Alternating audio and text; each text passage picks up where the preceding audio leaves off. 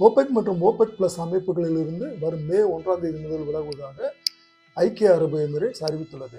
ஓபெக் எனப்படும் பெட்ரோலிய ஏற்றுமதி நாடுகளின் கூட்டமைப்பில் மேற்காசிய நாடுகள், சில ஆப்பிரிக்க நாடுகள் என மொத்தம் 12 உறுப்பு நாடுகள் உள்ளன. சவுதி அரேபியா இந்த அமைப்பின் முக்கியமான செல்வாக்கான நாடாக உள்ளது. கச்சா எண்ணெய் உற்பத்தி மற்றும் விலையை உலக அளவில் ஓபெக் அமைப்பு தான் கட்டுப்படுத்துகிறது.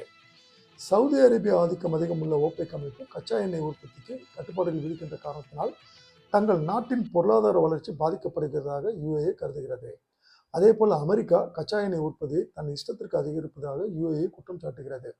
அமெரிக்காவின் இந்த அதீத உற்பத்தி காரணமாக ஓபெக் கூட்டமைப்பின் சந்தை அதிகாரம் குறைந்து வருகிறது எனவும் யுஏஇ தெரிவித்துள்ளது.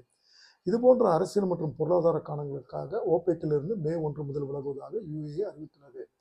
இது சவுதி அரேபியாவுக்கு சவாலாக அமைவதோடு சர்வதேச எண்ணெயில் கச்சா எண்ணெய் விலை குறையும் வழி ஏற்படும் என பொருளாதார நிபுணர்கள் கருதுகின்றனர்.